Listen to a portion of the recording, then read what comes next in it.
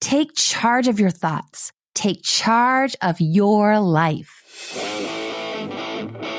Psychologist, author, speaker, musician, former professor, and the host of Love and Life, Dr. Karen Anderson Abruptly. Welcome to Love and Life. I'm Dr. Karen Anderson Abruptly.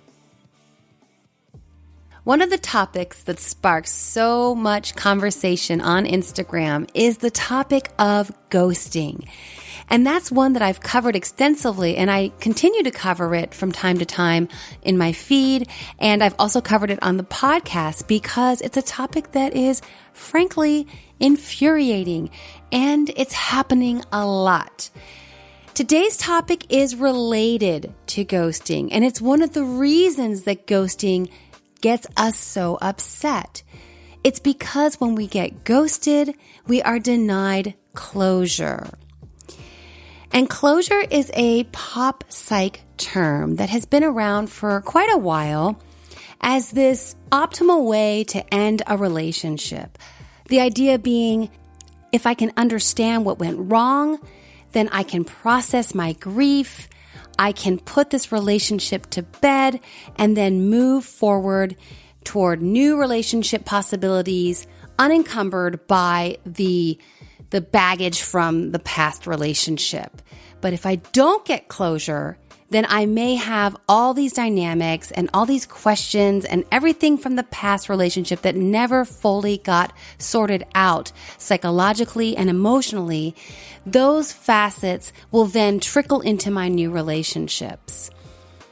Now, it makes sense, and I think it's desirable. I totally understand the reason that we want closure.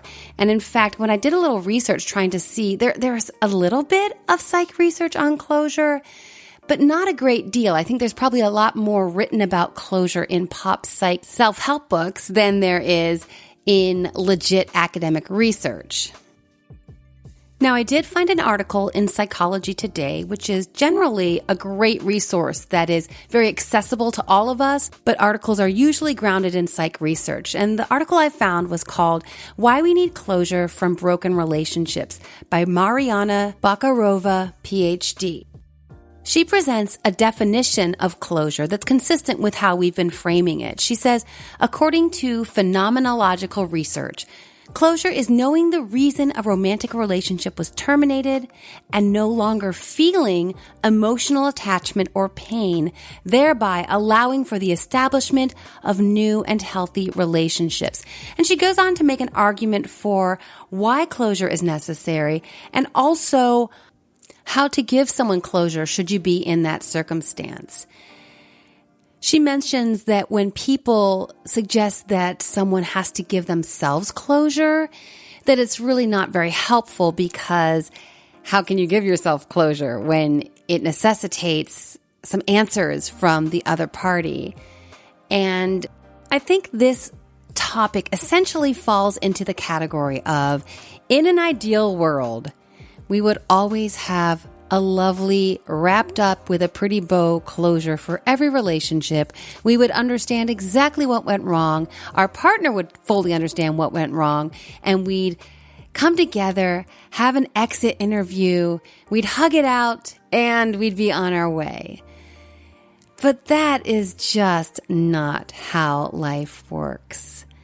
So I want to share some thoughts about closure that have been helpful for me over the years. Oftentimes, I was the one getting broken up with, and oftentimes I was breaking up. And I will say that for most of my relationships, there really wasn't a clear closure that ever happened. I talk about this in my book a little bit. I was not very good, frankly, at breaking up or being broken up with. Very often, my relationships entered a phase of on again, off again for a while, or let's hang out. We miss each other so much. It's hard being single after being together for so long. We're not really sure we should be technically together anymore, so let's just kind of be this nebulous thing. I do not recommend any of those approaches to ending a relationship. But because I had so many of those very vague and long drawn out endings to relationships, I have a lot to say about closure. Sometimes I'm able to share with you things I did right. In this case, I'm probably better equipped to share with you some of the things I did wrong.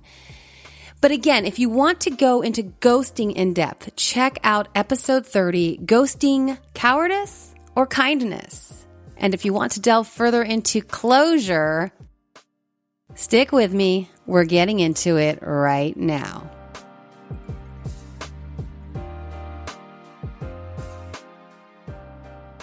So the first thing I want to tell you about closure is to give yourself a break. Of course you want closure. Like I said, of course you want to have this relationship wrapped up in a tidy little package that you can process and understand and grieve and then move forward. That is totally normal. So the desire for closure is in and of itself not a problem. In fact, it's exactly how our brains work. So in cognitive psych, we talk about how our brains long to make meaning, and they're actually very good at making meaning. They're very good at processing information. We get so much stimuli into our five senses at any given time, and our brains do a phenomenal job of grabbing the stimuli and sorting it out and making sense of it, such that we can process and understand and experience our world. In cognitive psych, we talk about top-down processing. An example of this would be if you've ever read one of these paragraphs where someone's kind of messing with your mind, and they'll take certain words and they'll only give you a couple letters of the word. But because we are able to fill in the gaps, because we know from experience what words should be in that sentence at that particular spot in the sentence, we can oftentimes read and make sense of a paragraph with sometimes 30% of the words omitted. So this is an example of how we are actively making sense of our environment. Our brains are actively primed. We are not passively just taking in information and then trying to figure it out. We are actively projecting our expectations onto our environment, such that in the example I just gave, when that word is not available for us, we go, well, here's the word that probably should be in this sentence at this placement in the sentence. So I'm going to go with that and make meaning from, frankly, nothing. We filled in the gaps. We filled in the blank. And there's a lot of different examples. If you guys have ever taken a cognitive psych class, you've probably had some fun with a lot of these where we fill in the information that is not given to us. Getting back to closure. So what happens is we absolutely go nuts when we cannot make sense of something. So the more dramatic the relationship breakup was, the more unexpected it was, the more that you were blindsided, the more that you're going to just desire and grasp for closure that may or may not be available to us. So again, our brains don't like ambiguous information. We want to fill in the gaps. We want to make sense. And that's okay in and of itself, except for when it causes us so much distress and so much misery. I made this point in an Instagram post that I did a while ago called Closure is a Myth.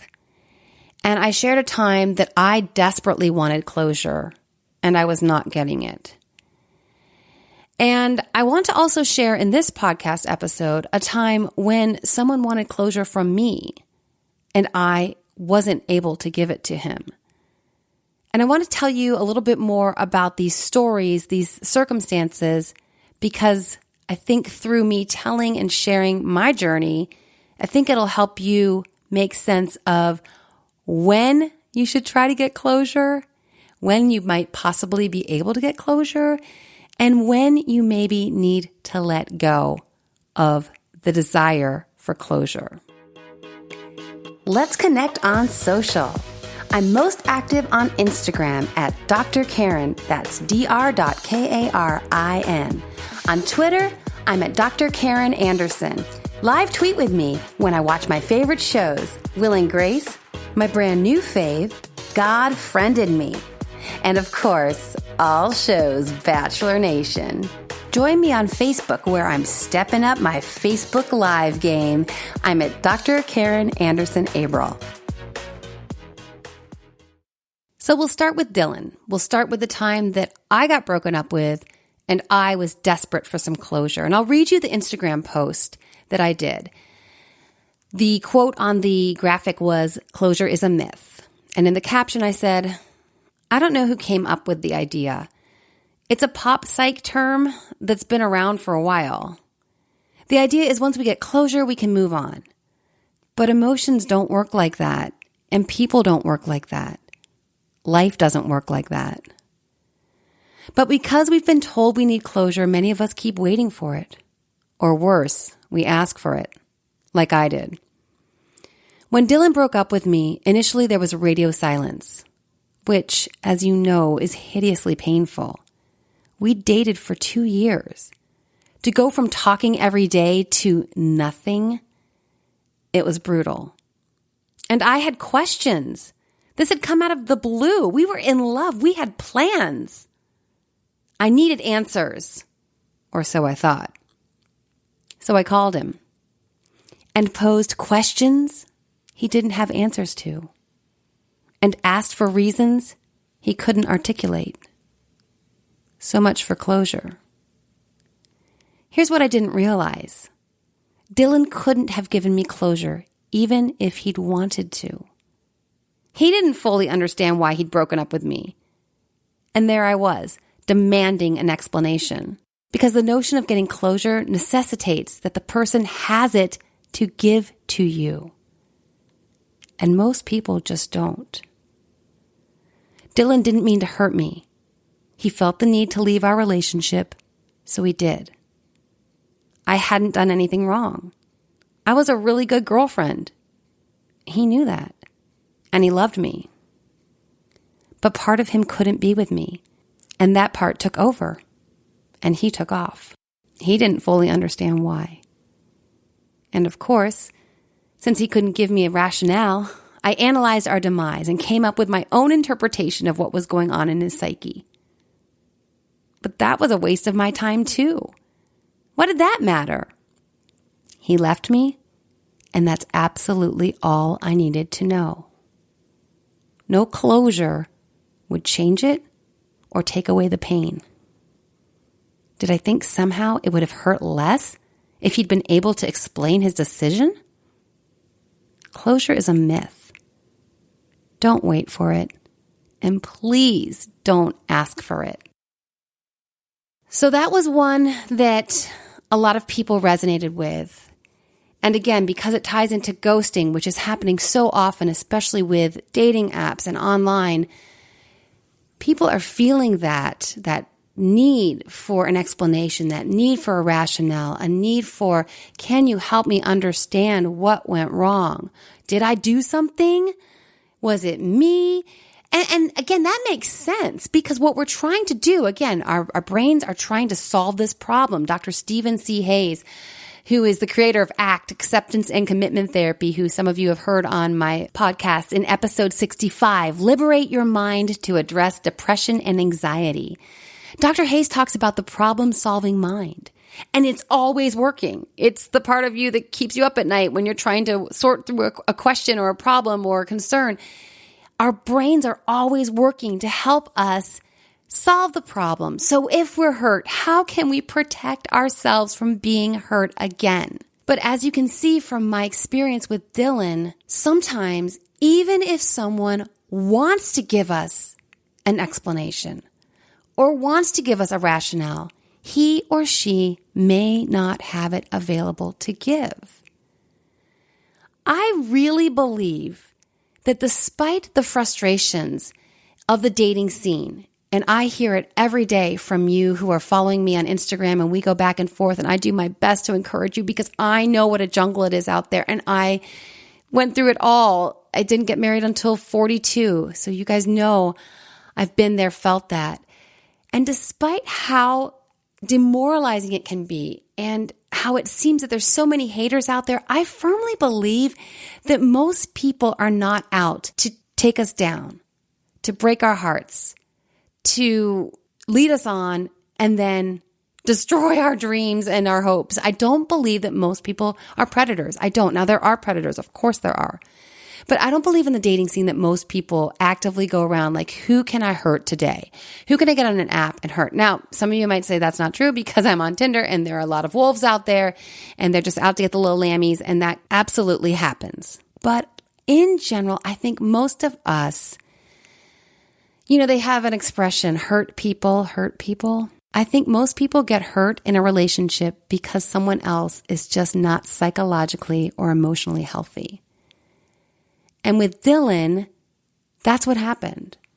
And he wasn't the only one. I was in relationships with other guys who were not psychologically and emotionally where they needed to be for us to go the distance. Now, why I stayed with them for so long in the first place, well, that's another episode.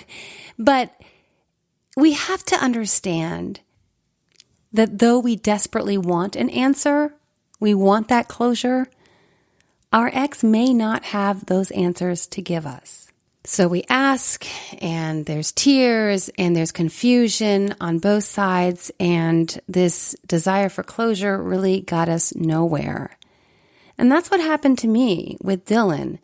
I did what many of us do. I overanalyzed and I cogitated and I ruminated and I tried to come to the conclusion to figure out what happened because he couldn't give it to me. So I'd figure it out. And I had to provide myself my own closure. Were I to do it again, I would try to spend a whole lot less time on the cogitating and the ruminating and the analyzing. Why? Because it didn't get me anywhere. All it did was keep me stuck. It kept me from moving on, and it didn't provide any consolation. It didn't provide me with any good feelings to think that I had figured out why he left. And also, by the way, my analysis may or may not have been accurate. So I spent all this time trying to figure out why he left, and even if I was right, it didn't bring him back anyway. I mean, I talk about that in my book, that we can analyze all day long and it doesn't matter anyway. First of all, I may or may not have been correct in my conclusion. But second of all, even if I was correct, he wasn't coming back. It's not like, oh, if I figure it out, then I can also figure out the way to get him back. And maybe that's what's going on in our minds when we insist on obsessing and ruminating. And I just wish I had not wasted so much time. Now, there's one more possibility, of course, as to what was going on. It could have been that it had nothing to do with anything except for the fact that Dylan didn't love me anymore. And he seemed to love me when we were together, when we were in this nebulous kind of dating, but not really dating. We're not going to call it anything, but we'll still act like we're dating. He seemed to be the same and to have the same feelings for me, but really he couldn't have, right? Because if he had, he wouldn't have left me. And maybe he was just too kind to say those things. And that's the other piece about demanding closure. And I make this argument when I talk about ghosting as well. Because think about it. Do we really want to hear exactly why the person who left us doesn't think we're a fit? Like, do I really need to hear that explanation? Because, frankly, we know that they have come up with a rationale as to why they need to take off. And they may be projecting onto me some things that aren't even true about me because they have to justify their decision. Or there may be things that are very true about me, that I was too this or that or the other, which with the right person wouldn't be a problem at all and might be absolutely part of why they fell in love with me. But for this particular person in this particular instance, that quality or trait that is core to who I am isn't working for them. So do I really want to hear that? I mean, we need to think about that when we're looking to have closure and anticipating what that closure might do for us. It may not feel too good if someone decides to rattle off exactly why they don't find that you and he, she are a match. If you're single, you've likely heard it all. You've been told you're too picky, you should just get on another dating app, or that you're not trying hard enough. And you're probably really tired of hearing those messages because I know I was when I was single for all those years, which is why I felt the need to bring another perspective to the dating relationship self-help genre. Single is the new black, don't wear white till it's right. is my take on what the single life can be if we refuse to settle, we know that we're worth an extraordinary relationship, and we refuse to fall prey to single shaming. Trust me, it is a different self-help book. Check it out on Amazon.com, barnesandnoble.com, or on my website, www.drkaren.me, DRKARIN.me.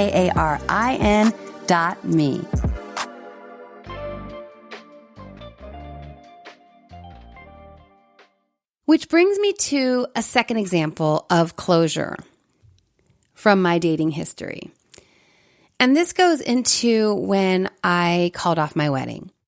Obviously, when you date for 3 years and you're engaged for a year, and then 2 months before the wedding date, your fiance takes off, you have some questions. And it made perfect sense that Dave was looking for closure. No question. And the way things went down, as these things often happen, I couldn't just firmly cut it off. So what happened was when he was actually out of town for his bachelor party, I know, great. And I was picking him up from the airport. And when he was gone that weekend, a couple things had happened that really made it clear to me that these emotions that I'd been trying to, frankly, dissociate from or try to change my own emotional state. It's going to be fine, Karen. It'll be fine. You'll work it out, even though it doesn't feel like crazy butterflies and true love. It's going to be fine. Finally, I stopped lying to myself and finally listened to my gut, which is telling me it's not going to be okay. This isn't the right connection. And so I realized that I was going to have to pick up my fiance from the airport as he's all excited to tell me about his bachelor party in Vancouver. And I was going to have to tell him that, as a matter of fact, we were not going to get married in 2 months. Because initially I wasn't confident in my decision enough to call it off entirely. I just said we need to postpone. So as you can imagine, I felt like I wanted to throw up as I'm driving to the airport, and I pull through to arrivals and he's there with his bags and a big smile and a, "Hey sweetie, how are you? And I missed you." And I'm looking white as a sheet and sick, and just clearly upset. And he's like, "Oh, what's wrong, honey? What's wrong?" Of course, thinking that there were 7 million other things that were wrong, perhaps, but not thinking that the thing that was wrong was us. And then we had a 20-minute drive from the airport back to his condo, and I'm telling him I just don't think I can do it in 2 months. I'm not ready. Telling him that it's just me, that I'm freaking out. I can't handle losing my independence. I'm fearful of marriage and commitment and all these things that I told myself. And I was telling him because I still wasn't letting myself admit or believe. And I certainly didn't want to say to him, "I'm just not in love with you the way I need to be in order to marry you." That information wasn't 100% even available to me. And even if it had been, there's no way I would have said that to him. Now, some of you might say, yeah, you got to be cruel to be kind. And I agree. It would probably have been, in the end, the kinder, more loving thing to do to just tell him, "I'm not in love with you enough to marry you." But I had spent 4 years stuffing that reality, pushing it aside, trying not to acknowledge it, trying not to admit it. So I don't even think it was fully present for me at that point. I was lying to myself, telling myself I was scared of commitment, telling myself I was scared of losing my independence. I wasn't, but I'd been lying to myself, so those lies came out to him. Again, I did not intentionally lie to him. I just gave him the explanation that seemed to be the truth in that moment. So then we get to his condo and I tell him, I'm going to go home. I need 2 weeks. Please don't contact me for 2 weeks. I just need time and I need space to figure out what's going on in my head and sort things out. And he was upset, of course. He was completely devastated. And I need to take care of you right now because you're hurting and you're freaking out. And that's my job, is to comfort you. And that energy I did not want. I just wanted space. So he gave it to me. I drove back to my place, and for the next couple days, he gave me some space, and then I don't blame him. He couldn't stay away. I mean, we were engaged. So to go from being engaged to get married in 2 months to we're not talking for 2 weeks, it's bizarre. And so, of course, he couldn't do that. So he reached out, and it was always, I'm thinking about you, and I love you, and we're going to get through this. I'm going to love you through this, he said. And then I would doubt myself. What am I doing? He loves me so much that even when I pitch this fit of craziness that I don't even fully comprehend myself, he still wants to love me through this. And then I would doubt, will anyone else ever love me like that? So it was messy. It was messy. But what I can tell you, in that 2 weeks where he sporadically reached out to me via text and phone calls and messages, but I didn't reach back out to him, I can tell you that despite all the confusion, I did feel as if I could finally breathe after many years of stuffing, and basically stifling my feelings and my thoughts and trying so desperately to make them fit this life that I wanted with him. Because like I said, he was a great guy. Just wasn't my guy. So I felt in that 2 weeks this peace. It was odd because I was also devastated and crying every morning. I'd wake up and cry, and I was living in the townhome he'd purchased for us, and he was still in his place. And then when we got married, he was going to move into this beautiful townhome he'd purchased for us. And I was living there. I'd wake up in what was supposed to be my new life with my husband, and I was going to have a nursery for our baby in this room. And it was just bizarre, and so complicated. But I did feel peace in the midst of all the other very painful emotions. I still felt in my gut that it was right, that the distance had given me the clarity I needed. So we agreed to meet at Starbucks once the 2 weeks was done. And he came in, and of course he's looking sick to his stomach now, but also a little hopeful. And now I knew it was done. So we had that conversation, and then he got very, very angry and called me all sorts of names, which again, I can't blame him. I can't blame him. And of course, he asked me for those questions, those closure questions. And I had more clarity now. I could identify that I did not love him enough to marry him. But I didn't tell him that, and at least not with the certainty that provided him with closure. And I obviously was not trying to withhold closure from him. And I wasn't trying to keep hope alive in his heart, because I knew at that point that I was done. But I couldn't, it seemed too cruel in that moment to say, I don't love you enough to marry you. I don't think I was ever in love with you to the degree that I needed to be to stay in this relationship and to accept a proposal. And I should have said that, probably, because that would have been the closure he needed, but that just seemed just way too cruel. And so I didn't. I'm not proud of it. I share all this to provide an in-depth example of why closure is a big ask. It just is. Because in this case, I was the one who wasn't psychologically and emotionally capable of saying the truth. I already felt like the bad guy. I already felt horrible. I already also felt devastated. This had also been my dream. And here I was breaking my fiance's heart. He didn't deserve that. I felt like a horrible person.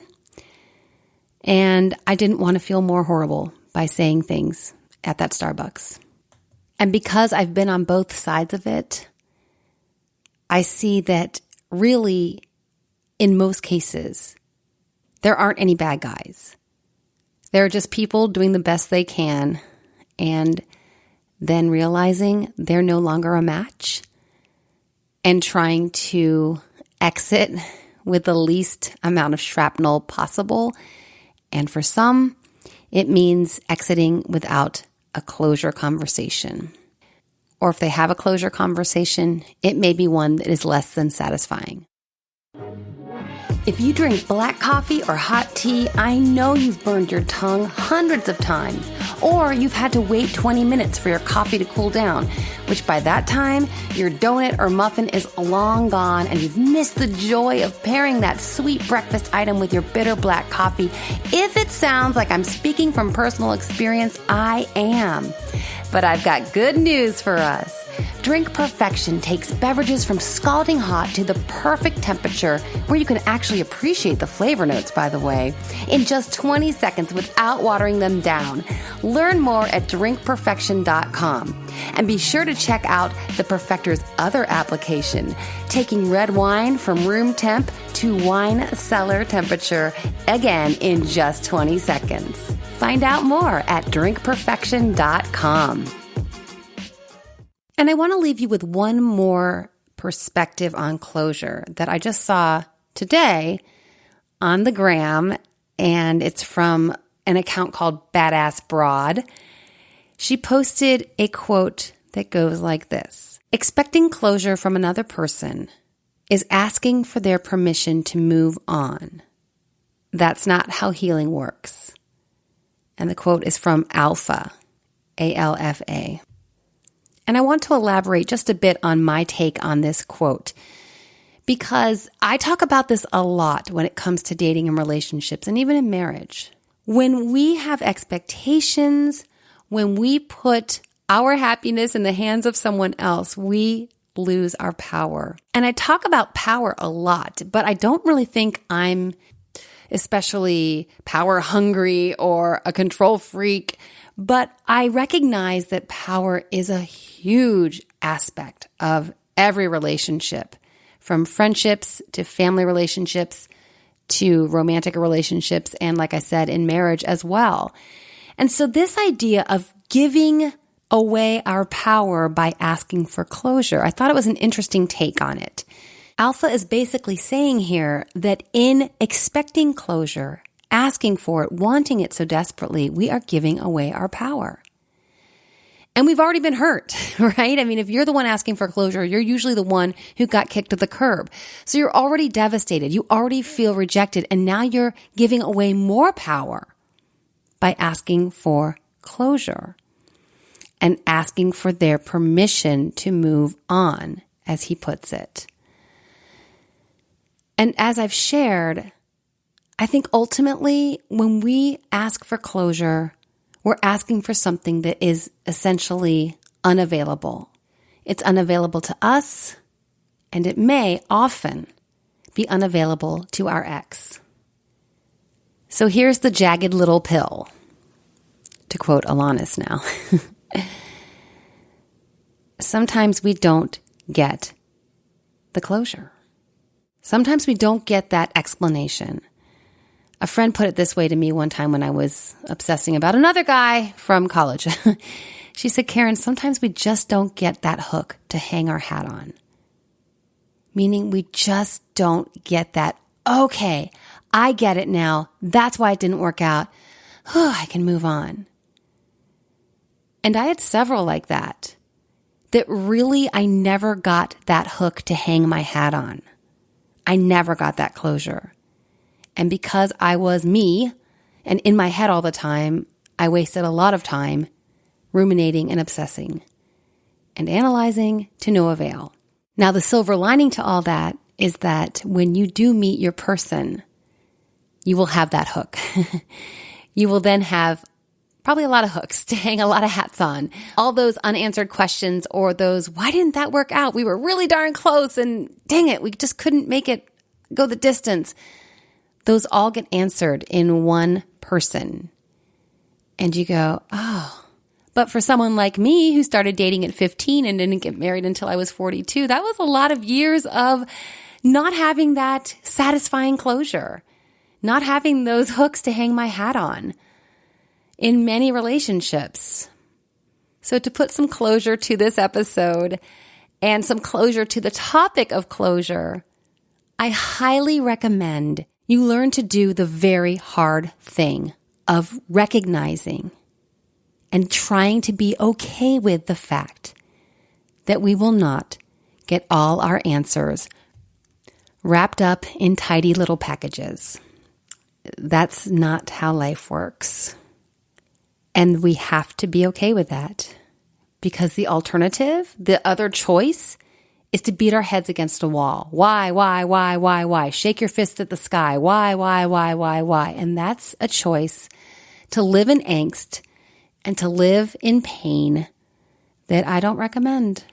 I recommend learning to sit with the tension of, yes, I would love to have an explanation. Yes, I would love to have clarity and understanding in this relationship, but I don't. And I've got to let go of the need to have that. Maybe that looks like I have faith in God. And so I don't need to have that explanation because I trust God's got something better for me, even though I can't see it. Maybe that's the way. For me, it's certainly helped over the years to know that despite the heartache after heartache after heartache and the not having the why and not having the closure, I believed God had my best interest. And I shared last year in an Insta post how when Dylan broke up with me, and I remember one night lying on my sofa on my back in my apartment in Chicago, and the tears were just pouring out of me, and I was ugly crying, just ugly crying. And I reached up to the ceiling, and I didn't even know really why I was, except to kind of reach out to God. And this saying just came to my mind, and I just said it over and over and over again. It's the closest thing I've ever had to a mantra. And the words were, my God loves me and wants what's best for me. My God loves me and wants what's best for me. My God loves me and wants what's best for me. I have no idea why it was my God, why I said it that way, but it just came to me and I never forgot it. And I would say it to myself to remind myself of what I know to be true. And again, big, huge silver lining. When I met Dan, it was so clear that my God loved me and wanted what was absolutely best for me in my marriage. Dan blew everybody else out of the water. So finally, I had those hooks to hang my hats on. When you believe that God loves you and wants what's best for you, it helps you find peace in that very frustrating place of not having answers and not having closure.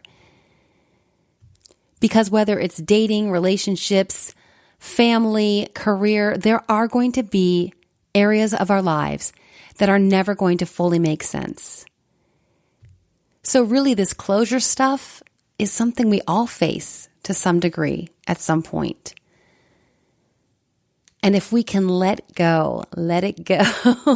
Hard to say that without thinking about Idina Menzel and Frozen 2 coming out. But if we can let go of the need to have full understanding in certain scenarios.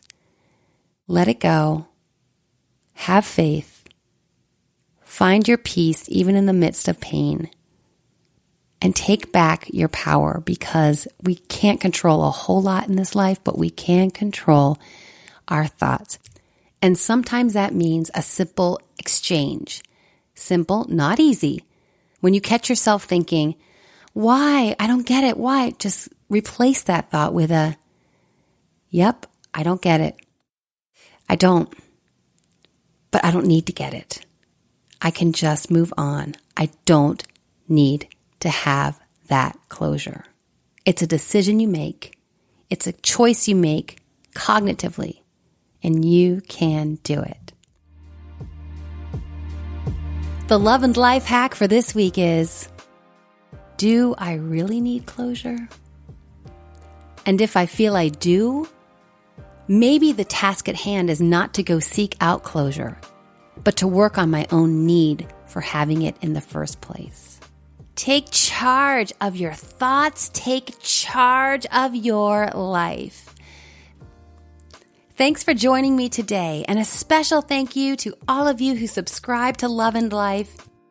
And also those of you who've signed up for my newsletter and become part of the Love and Life fam. I really appreciate it. I'm rolling out all kinds of bonus for my besties content. So you don't want to miss it. Head over to my website, loveandlifemedia.com or drkarin.me. Both will take you to my website where you can sign up and become part of the Love and Life fam. And until next time, make it a great week.